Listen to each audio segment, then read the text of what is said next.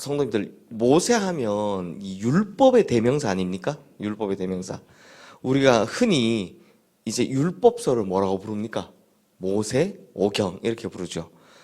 이 모세오경이라고 부르는 율법서, 창세기, 출애굽기, 레위기, 민수기, 신명기, 이걸 이제 모세가 기록했다 이렇게 알고 있습니다. 뭐 신학적으로는 좀 여러 가지 이야기가 있지만 기본적으로는 맞는 말이죠. 다만 모세도 모세가 기록한 게 아니라 쓴 게 아니라 하나님의 말씀을 받아서 기록한 겁니다.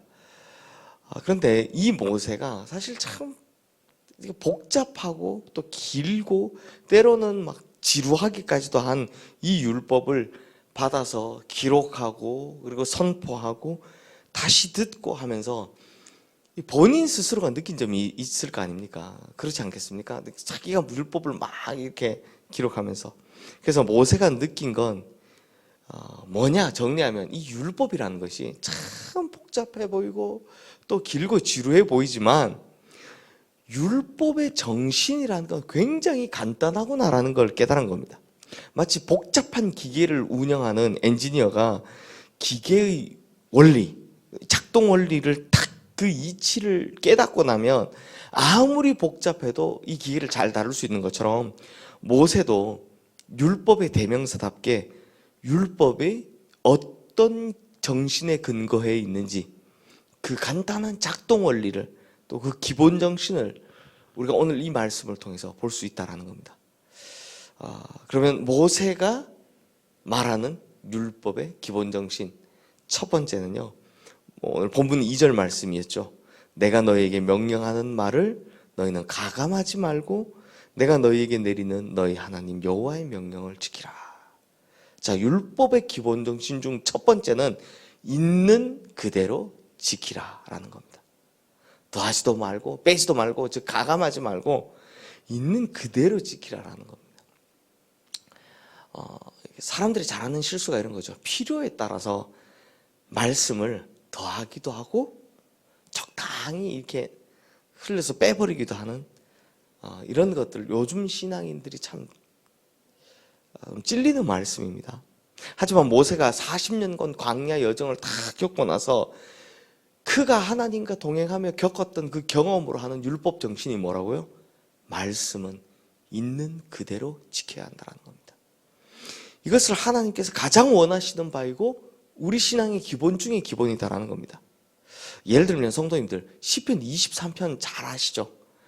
여기에 나오는 푸른 초장 쉴만한 물가, 우리가 얼마나 좋아합니까? 모두가 다 바라고 기도하는 바입니다. 푸른 초장 쉴만한 물가에서 우리도 살게 해주세요. 하지만 그 뒤에 절에 분명히 뭐가 나옵니까?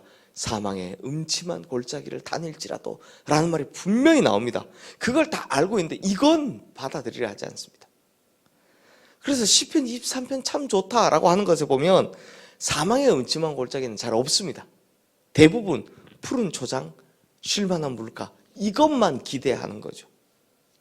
마찬가지로 인류에게 최초로 죄가 들어온 이 선악과 사건 때도 보면요, 이렇게 하나님의 말씀을 마음대로 가감하는 것으로 말미암아 죄가 들어온 것을 볼 수 있습니다. 그러니까 기본적인 죄가 뭐였냐? 선악과를 먹은 것, 이게 아니라요, 하나님 말씀을 가감하면서부터 죄의 시작이 된 겁니다. 동산 중앙에 있는 나무 실과 먹지 마라, 먹으면 반드시 죽는다 라고 하나님이 말씀하셨는데 이걸 어떻게 바꿉니까? 너희가 그것을 먹지도 말고 만지지도 말라, 그러면 죽을까 하노라로 하나님 말씀은 마음대로 재단을 하는 겁니다. 이게 먹고는 싶은데 이거 어떻게 하지? 라는 고민 중에 유혹이 딱 들어오니까 어떻게 됐다고요? 먹으면 죽어, 그러니까 먹지 말아야 돼, 이게 아니라 먹지도 말고 만지지도 말라, 먹으면 죽을까로 가정법으로 바뀌어버리는 겁니다. 그 덕에 죄와 사망이 들어오는 거죠. 그러므로 성도님들, 때로는 미련해 보일 수 있습니다. 무슨 하나님 말씀을 다 그대로 다 지키면 살까? 근데 물론 뭐 역사적인 뭐 흐름에 따라 그냥 그대로 하는 것, 이건 또 반드시 맞는 건 아니고, 또 그 외에 제가 지난 주일날 이야기했듯이 반어법이나 비교법 같은 표현법들은 우리가 잘 알아서 구분을 해야 되지만, 기본적으로는요, 하나님 말씀을 있는 그대로 행하는 것. 이때 말씀이 말씀으로서 우리 안에 의미가 있고 작용이 된다는 겁니다. 그러므로 하나님의 말씀이 주어지면 그걸 붙들고 어떻게든 지켜보려고 노력할 때 하나님께서는 그런 우리를 좋아하시는 겁니다. 그래서 말씀을 지키려고 노력하는 자에게 주시는 축복과 은혜를 내려주신다라는 겁니다. 그리고 모세가 이제 또 40년 광야 생활을 하면서 느낀 두 번째 율법의 원리, 우리 9절 말씀인데요. 9절 말씀 보시면 이렇게 시작합니다. 오직 너는 스스로 삼가며 내 마음을 힘써 지키라. 자, 내 마음을 힘써 지키라. 그러므로 율법 준수의 기본적인 두 번째 기준은 하나님 말씀을 지킬 때 어디로 지키라는 겁니까? 마음을 다해서, 마음으로 지키라는 겁니다. 성도님들, 하나님은 전능하시고 전지하신 분입니다. 그래서 우리가 전지전능하신 분이라고 하죠. 전능하시다는 말은 모든 걸 다 하실 수 있다는 뜻이고, 전지하시다는 말은 무슨 뜻입니까? 모든 걸 다 아신다는 뜻이잖아요. 그러면 하나님께서 우리가 하나님 말씀을 그냥 몸으로만 지키고 있는지, 뭐 어떻게 행동으로만 지키려고 하고 있는지, 아니면 진짜 마음을 다해 지키는 것인지 아실까요? 모를까요? 당연히 아시죠. 전지하신 분인데. 자, 우리 성도님들, 바리새인들이 신약에 오면 바리새인들이 예수님께 왜 책망받았습니까? 이 사람들은 사실은 유대인들에게 굉장히 존경받던 사람들입니다. 왜 존경받았느냐? 율법 준수에 확실했기 때문에 이 사람은 존경받았던 사람들입니다. 그런데 이 사람들이 왜 책망을 받습니까?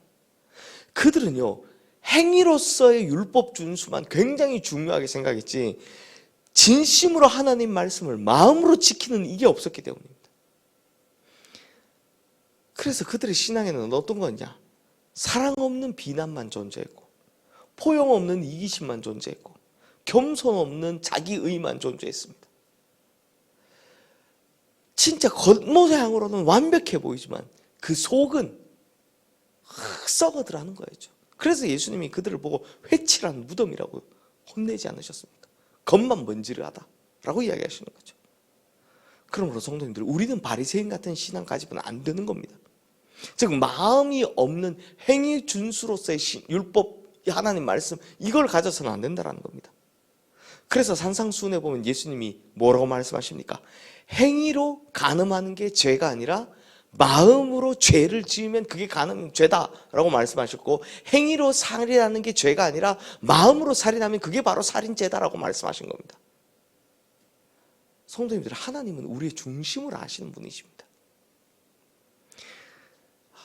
이게 참 좋은 게 있다면, 우리가 여전히 실수하지만, 우리 여전히 죄를 짓지만 우리의 중심이 어떤지 하나님은 잘 아신다는 겁니다. 그러므로 내가 예배드리는 거, 봉사하는 거, 기도하는 거, 이 모든 것들이 다 어디서부터 나와야? 우리의 마음에서부터 우러나와야 그걸 하나님께서 기쁘시게 받으신다는 겁니다. 마찬가지로 말씀 한 절 붙들고서라도 이거 하나님 말씀인데, 이것이 하나님 말씀인데 온 마음과 정성과 뜻을 다해서 내가 한번 지켜보겠다라고 노력하는 그 마음의 자세를, 우리가 또 실패하죠. 우리가 완벽하지 않은데 어떻게 다 할 수 있습니까? 그렇지만 그 마음의 자세를 하나님 귀히 여기신다는 겁니다. 그래서 율법 준수하는 사람이 받는 복과 은혜를 이 경우에도 받게 된다는 거죠. 그러므로 우리 사랑하는 시흥의 성도님들, 하나님 말씀을 가감없이 그대로 받아들이시게 되기를 주님의 이름으로 축복합니다. 그리고 하나님 말씀 하나를 붙들더라도 그 마음과 뜻과 정성과 힘을 다해 지키려는 그 마음의 자세, 이런 마음의 자세를 가지게 되시기를 주님의 이름으로 축원합니다.